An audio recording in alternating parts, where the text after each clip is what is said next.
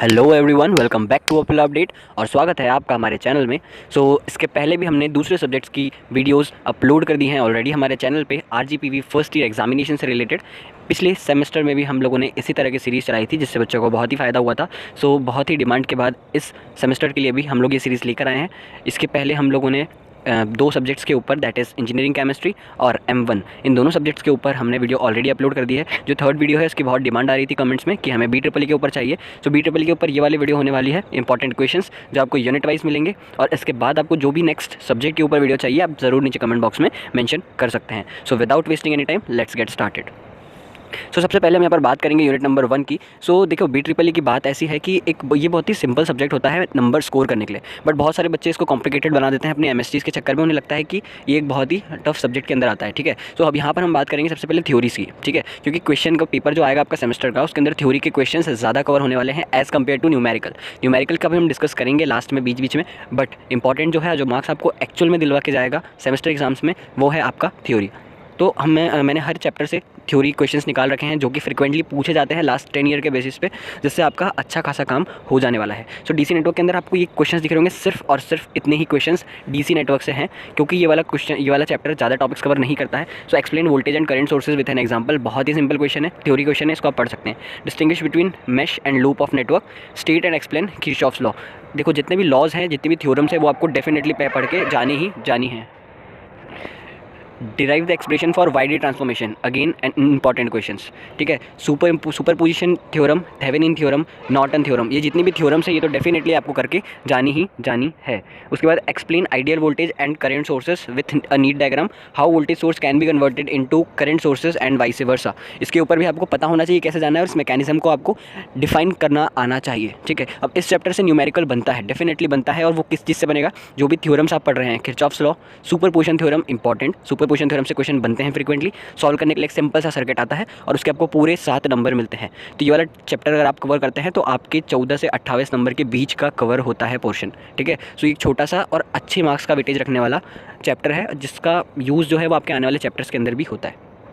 AC circuits जो थोड़ा सा भारी सब्जेक्ट माना जाता है टॉपिक वाइज, ठीक है, बट मार्क्स ये भी आपको दिलवा के लेके जाता है, ठीक है। क्यों? क्योंकि इसके अंदर से जो क्वेश्चंस पूछे जाते हैं वो बहुत ज़्यादा लेवल के नहीं होते हैं। सबसे पहले हमको देखना है डेफिनेशन कुछ टर्म्स की, जो आपको दिख जाएगा, impedance, admittance, average value, RMS value, form factor, power factor, active power, reactive power and apparent power. इन सब पॉइंट्स के आपको डेफिनेशन आने चाहिए, इनको आपको एक्सप्लेन करना आना चाहिए, ठीक है। उसके बाद आपके नीचे के कुछ क्वेश्चंस दिख रहे होंगे जो कि बहुत ही सिंपल क्वेश्चन है। इसके अंदर भी मैं आपको और इंपॉर्टेंट क्वेश्चंस बता दूं तो what are the advantages of 3 phase system over 1 phase system, ये क्वेश्चन थोड़ा सा आप स्टार लगा के रख सकते हैं, ठीक है। उसके बाद जो आपको सेकंड लास्ट क्वेश्चन दिख रहा है, how the active power in 3 phase AC circuit can be measured with the help of 2 wattmeter. ये वाला जो क्वेश्चन है, इसको भी आप प्रिपेयर करके जाइएगा, ये भी एक इंपॉर्टेंट क्वेश्चन है जो पूछा जाता है। ऑल्दो ये सारे पहले से ही सॉर्ट करे हुए क्वेश्चन है, आप पूरा चैप्टर पढ़ो, टॉपिक बाय टॉपिक सब कुछ लेकर बैठो, उससे बेहतर ये होगा कि आप इन टॉपिक्स को अभी उठाओ और इन टॉपिक्स के क्वेश्चंस कर लो। सिर्फ इतने क्वेश्चंस कवर करने के बाद आपका अच्छा खासा टाइम चीज़ कवर हो जाने वाली है, टाइम बचने के साथ। AC सर्किट्स जो है उसमें हमको थोड़ा सा ज़्यादा टाइम देना है, बिकॉज ये ज़्यादा कुछ टॉपिक्स कवर करता है। ये एक इंपॉर्टेंट चैप्टर है उस पॉइंट ऑफ व्यू से, और इसके अंदर भी आपको न्यूमेरिकल देखने को मिलेंगे थोड़ा सा, कैसे, जिसके अंदर आपको AC सर्किट्स की बेसिक इक्वेशंस लगती है, ठीक है, फेज डिफरेंस वाली, उससे रिलेटेड आपको न्यूमेरिकल्स देखने होंगे। न्यूमेरिकल्स के लिए मैं यही सजेस्ट करूँगा कि पिछले सिर्फ 5 साल के पेपर्स उठाओ, उसके अंदर से न्यूमेरिकल्स निकालो। न्यूमेरिकल्स बहुत कम मिलेंगे 5 साल के लिए, अगर पेपर उठाते हो, 5 पेपर अगर उठाते हो तो उसमें 10 न्यूमेरिकल मिलेंगे। हर एक पेपर में 2 के एवरेज से आपको मैक्सिमम क्वेश्चंस मिलेंगे। किसी में ज़्यादा आ जाते हैं, बट हमें पता है कि हमें 8 में से 5 ही क्वेश्चंस करना है, तो हम अगर 2 का एवरेज लेके चलते हैं तो that will be sufficient for our preparation, ठीक है, और अच्छे मार्क्स स्कोर हो जाएंगे। अगर 70 मार्क्स का पेपर है तो 60+ आराम से हिट हो जाएंगे, ठीक है। इस हिसाब से हमको प्रिपेयर करते जाना है, सॉर्टेड मैनर में, बहुत ही आसान पड़ेगा। उसके बाद हमारे पास आ जाता है third unit, that is magnetic circuit. Magnetic circuit ये वाला चैप्टर ऐसा चैप्टर है जो कि हमें मार्क्स भी देता है और पूछा भी जाता है, ठीक है।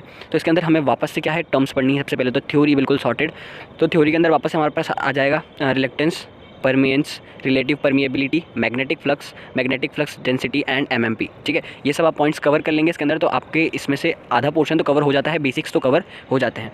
उसके बाद और भी कुछ यहाँ पर मिलेगा आपको, क्वेश्चंस जो आप इससे रिलेट कर सकते हैं, जो आपकी स्क्रीन पर दिख रहे हैं, आप उसको स्क्रीनशॉट लेके रख सकते हैं। इन क्वेश्चंस को टॉपिक वाइज सर्च कर पढ़ सकते हैं, जो कि आपके बहुत ही काम आएगा। इसके अंदर भी जो क्वेश्चन नंबर 3 है, explain hysteresis and eddy current losses, discuss how these losses can be reduced. तो जितने भी टाइप्स ऑफ लॉसेस आपने पढ़ रखे हैं उनको ज़रूर प्रिपेयर करके जाइएगा। इनका अगर कोई ग्राफ या डायग्राम आपकी यूनिवर्सिटी आपके कॉलेज में बनवाया गया है तो उन्हें भी प्लीज़ प्रिपेयर करके जाइएगा, इसके आपको मार्क्स मिलते हैं।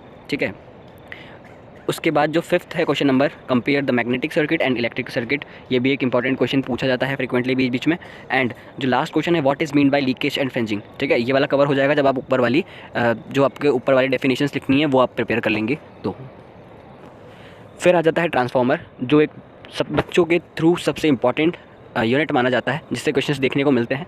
तो ट्रांसफार्मर में सबसे पहले तो हमें सारे बेसिक्स पढ़ लेने हैं ट्रांसफार्मर के। ट्रांसफार्मर की वर्किंग क्या है, ट्रांसफार्मर की प्रिंसिपल क्या है, जितना भी बेसिक हम पढ़ पाओ। सो फर्स्ट क्वेश्चन है, explain the working principle of transformer with constructional detail.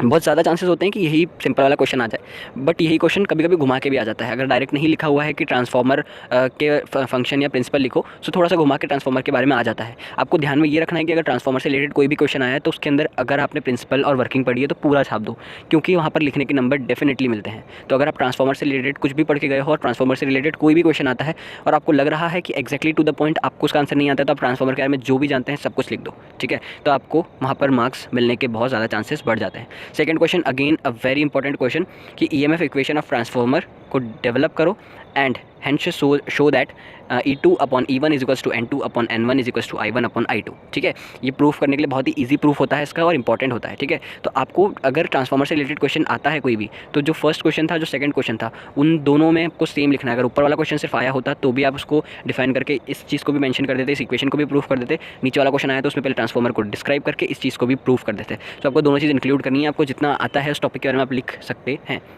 ठीक है, उसके आगे भी आपको क्वेश्चंस दिख जाएंगे, सारे ही इंपॉर्टेंट क्वेश्चन है, सारे ही निकाले हुए क्वेश्चन है पिछले 10 साल के एनालिसिस के बाद। तो ये वाले क्वेश्चंस आप कवर कर लेंगे स्क्रीनशॉट लेकर, तो आपका मैक्सिमम पोर्शन कवर हो जाएगा। उसके बाद हम चलते हैं नेक्स्ट यूनिट के ऊपर।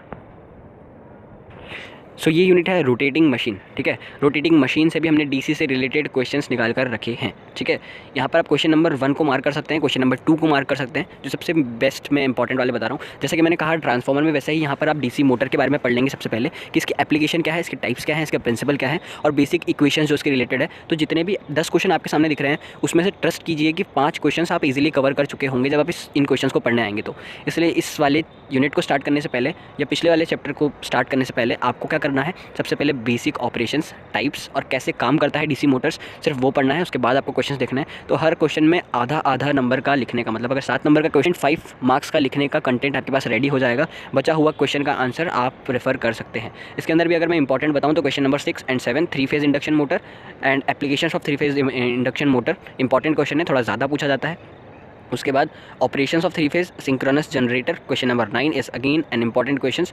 ठीक है, ये सब आपको तैयार करके जाने हैं। ऑल्दो अगर आप इसमें इंडक्शन मोटर या फिर मोटर और उनके टाइप्स ऑपरेशंस के साथ पढ़ लेते हैं तो आपको सारे ही क्वेश्चन ईजिली कवर हो जाएंगे। बोलने के लिए 10 क्वेश्चन हैं, बट ये सब अपने आप में इंटर रिलेटेड हैं। सो अगर आप एक बार एक टॉपिक को अच्छे से कर लेते हैं कवर, तो ये सारे टॉपिक्स उसमें कवर हो जाएंगे। So that was all about all the topics. I hope आपको ये वीडियो कुछ हेल्प करेगी आपकी एग्जाम प्रिपरेशन के लिए।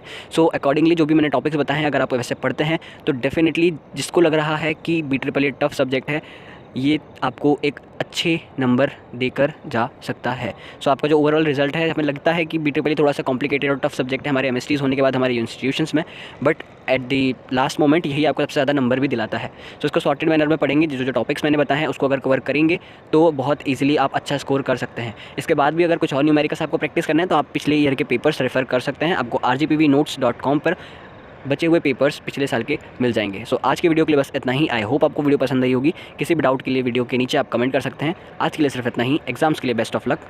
Thank you.